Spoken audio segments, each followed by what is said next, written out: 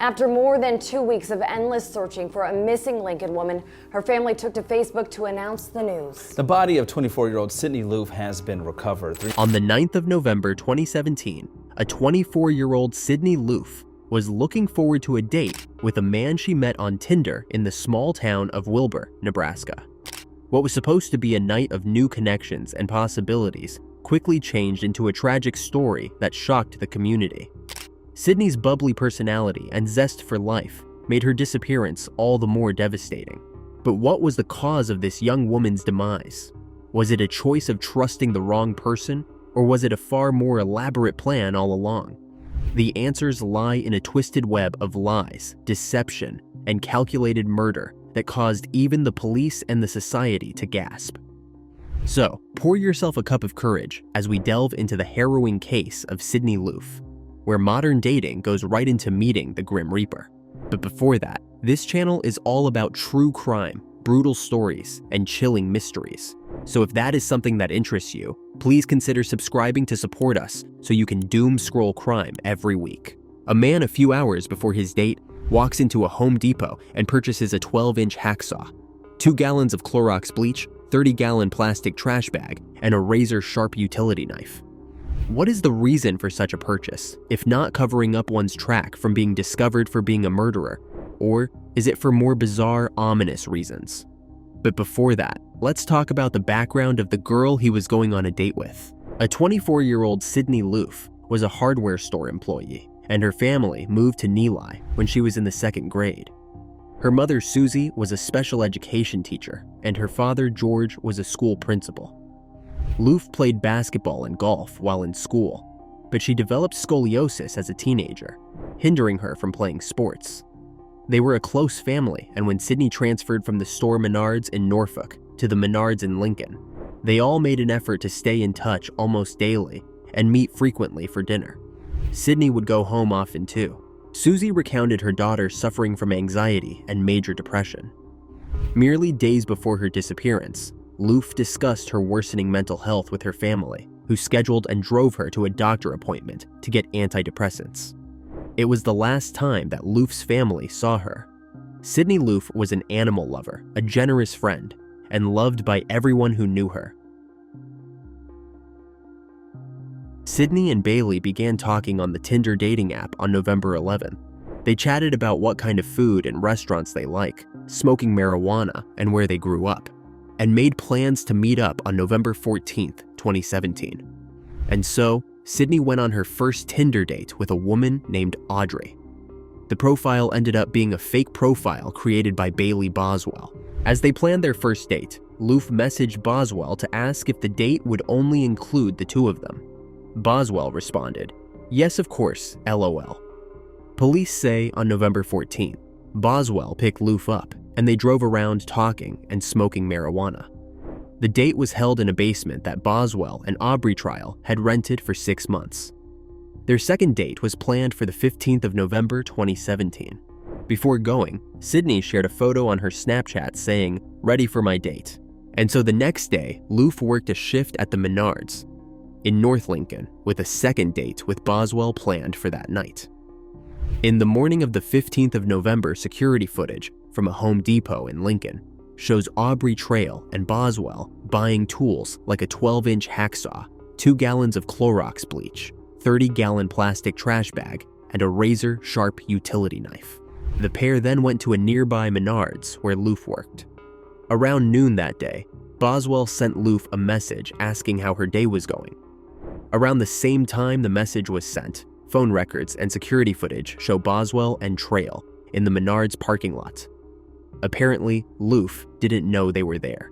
The last Tinder message was a few hours later that same day, when Boswell told Loofe she was at her apartment to pick her up. The messages show they planned another date to drive around, smoke marijuana, and get to know each other. But police say phone records show Loofe went with Boswell and Trail to their apartment in Wilbur instead, where her phone stopped transmitting that night. The last ping from Loofe's cell phone was recorded off a tower near Wilbur, Nebraska, southeast of Lincoln, close to the apartment where Boswell lived. It was the 16th of November 2017. a Thursday. Sydney was due to work that day, but when her shift began, there was no sign of her, and she didn't tell anybody that she wouldn't be on that day.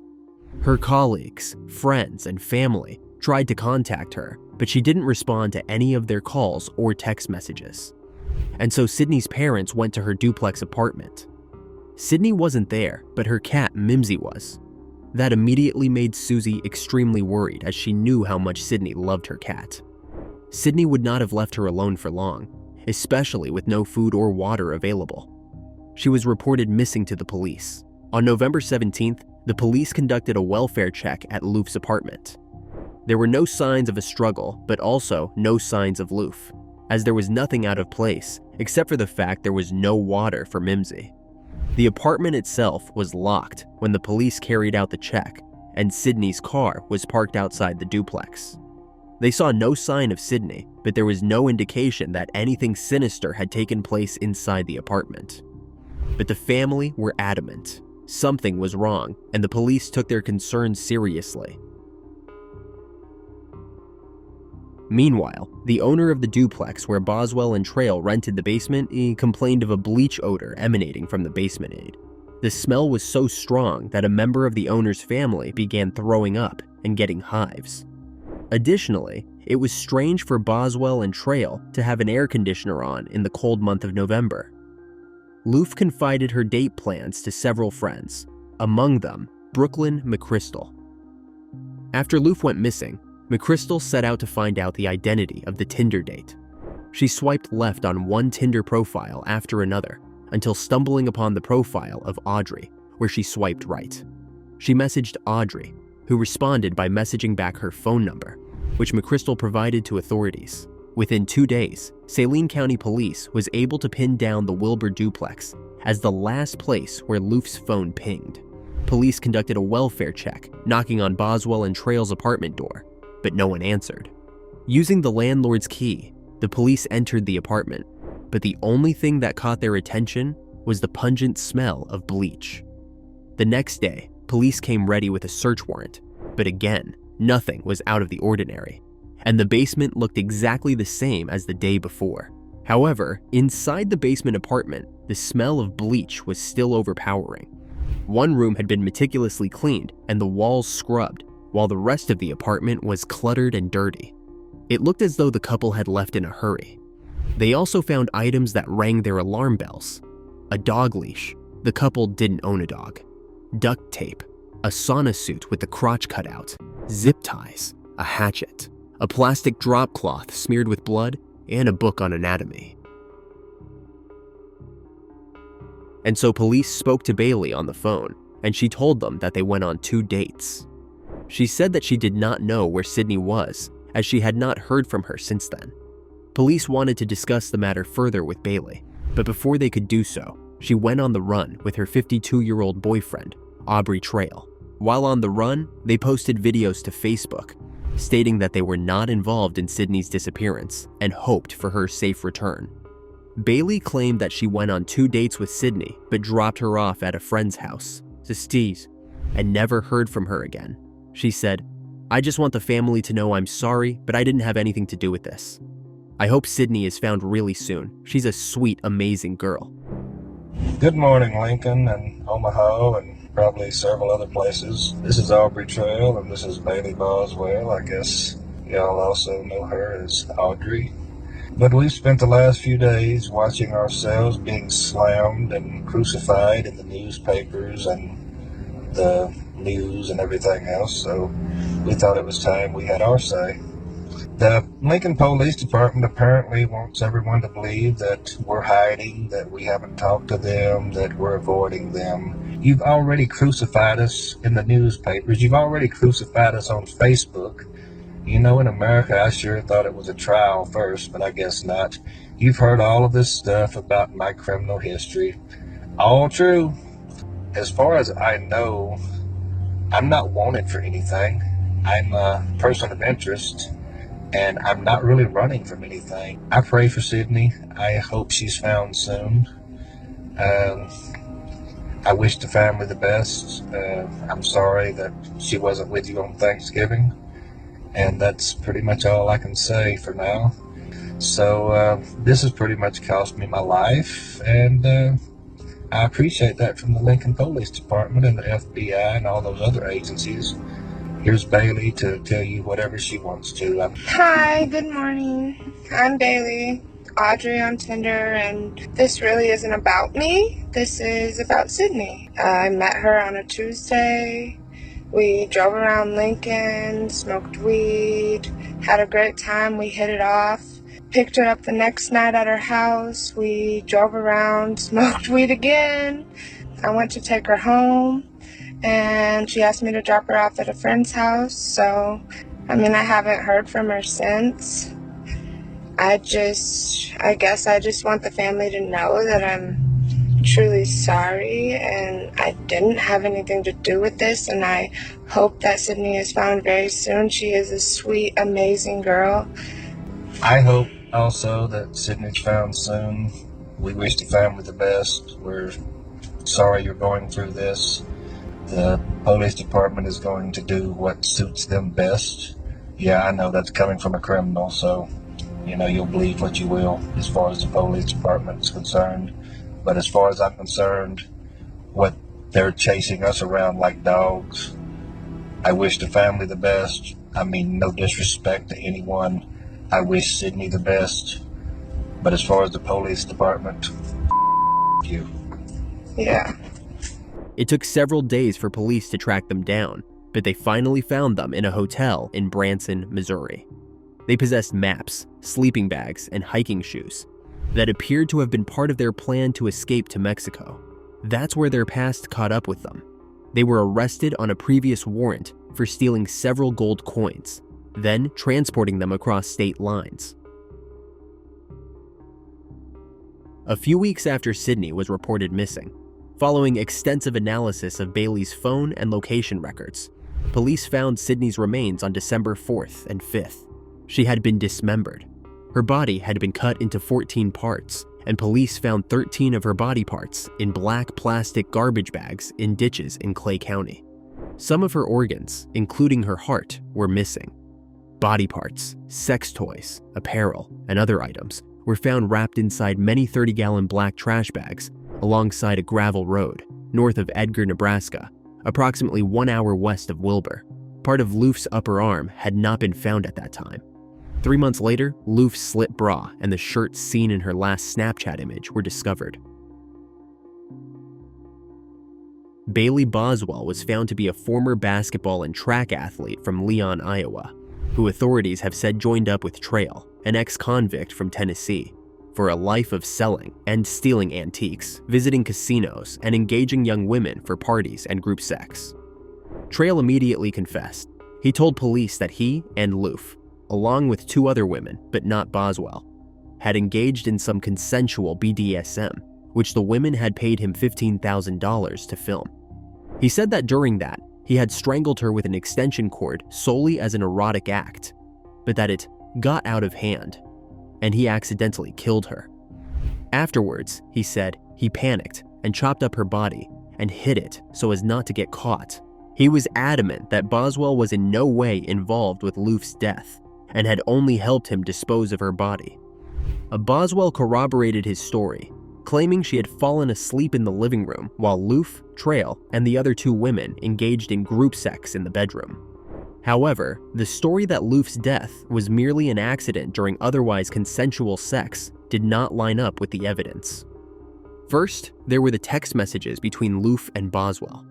In none of these messages did Boswell mention Trail or any man, leading Loofe to believe the date would just be the 2 of them.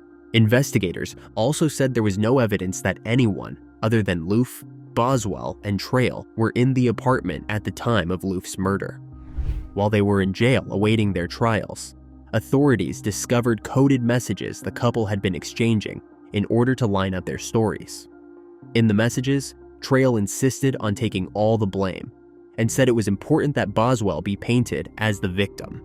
At one point, during Aubrey's trial, he shouted that Bailey had nothing to do with Sydney's death. "Bailey is innocent, curse you all." He then slashed his throat 3 times with a razor blade. After that, he didn't attend the trial for a couple of weeks. Trail survived his apparent suicide attempt, and his trial continued. Once he had recovered and was back in the courtroom, he had yet another surprise up his sleeve. He recanted his previous statements, calling them bullshit. He said, "There's no video, there's no sexual fantasy, there's no two other people in the room." He still maintained that he had only accidentally killed Loofe. "I used people for money, I used people for sex. Killing someone was counterproductive." When Aubrey initially spoke to the police after his arrest, he told them about a sex cult that he and Bailey were involved in. He talked about witchcraft and said that he was a vampire who could fly. He portrayed himself as the leader of a sexual cult and a vampire, and that he had witches in the cult. The witches would gain power if they tortured and killed another woman. In relation to Sydney's death, he said that he paid her $5,000 to fulfill a sexual fantasy with 2 other women. Aubrey claimed that Sydney died during the sex act, which she had consented to take part in, and her death was accidental. He admitted disposing of her body. He told police that he cut her up, dismembered her body, as it was a ritual in line with his religious beliefs. He told the police that he had to drain her blood to release her soul to the gods in a sacred spot and lay out her body parts to help her reincarnate faster. But when Aubrey testified in court, he presented a different story. He told the jury that they met Sydney in March 2017 and paid her to be part of his illegal activity because she needed money. He said that they did not stay in touch, but in November 2017, Bailey wanted to restart the relationship, and she contacted Sydney again. Sydney needed money, and he said that that was why he was at Menards that day, the 15th of November. He offered her $5,000 to be part of his antique theft ring. The 3 of them ended up engaging in sexual acts later that night, and Sydney was accidentally choked to death with an extension cord that they were using as part of a sex game. I don't know if Sydney had a seizure or what, but that's when she stopped breathing. He told the court that there was no ritual involved in cutting up Sydney's body, and all the talk in relation to witches, vampires, and draining blood was simply not true. He said that he dismembered her as he could not fit her body into the car. When asked what he used to dismember her with, he said that he used a saw, similar to a hacksaw blade, but he would call it a curved saw. He said that he panicked and disposed of her body in a Clay County field as soon as it was light on the morning of the 16th of November. When asked why he didn't seek help if her death was accidental, he told the court that he thought nobody would believe him. Aubrey admitted that he disposed of Sydney's body, but maintained that her death was accidental. At Bailey's trial, she did not admit to anything. In fact, her lawyers argued that she too was a victim of Aubrey's. Her lawyer told the court that when she met Aubrey, she was a vulnerable young woman. She was living alone at the time, working as a waitress in Princeton, Missouri. She had just ended a domestic violence relationship with the father of her child. However, Bailey took sexual satisfaction from discussions of acts of cruelty, and she enjoyed talking about killing and torture with Aubrey. The jury heard testimony from 3 other women who said they were in a relationship at different times with Aubrey and Bailey that started on Tinder. They were all contacted by Bailey on Tinder and engaged in sexual acts with Bailey and Aubrey. One woman testified that she traveled with them after they met on Tinder. She said that Aubrey gave her a $200 weekly allowance and invited her to join his cult. In exchange, the women testified they were expected to engage in group sex with Trail and Boswell, whom they had to refer to as Daddy and Mommy. They were also expected to help Trail and Boswell carry out their scams and fence stolen property. As time went on, the rules of their relationships began to get more controlling. They were forbidden to be with any other men, had to ask permission to do anything, were locked inside the couple's home or a motel room, and were expected to check in via text or phone every 3 hours. He referred to members of the cult as witches, and told her she would need to torture and kill someone to join. He even suggested women for her to kill. One was a woman they met via Tinder. She testified that Bailey was referred to as the Queen Witch. Another woman testified that Bailey spoke in great detail about breaking fingers and her urge to dismember a body. She enjoyed talking about torture. All 3 of the women who testified made it clear that both Bailey and Aubrey were involved in all the talk of torture and killing. Bailey and Aubrey were both charged with first-degree murder, improper disposal of human remains, and conspiracy to commit murder. Bailey pleaded not guilty to all 3 counts, and while Aubrey pleaded not guilty to murder and conspiracy, he pleaded guilty to improper disposal of human remains. Thanks for watching. The brutal murder of Sydney Loofe prompts only guesses of what drives human nature and what kind of people can turn into frail monsters in today's world. While looking for justice and answers for the family of the victim, we are also shown the thin line between trust and terrorism, and pain caused to those who lost her. See you next time.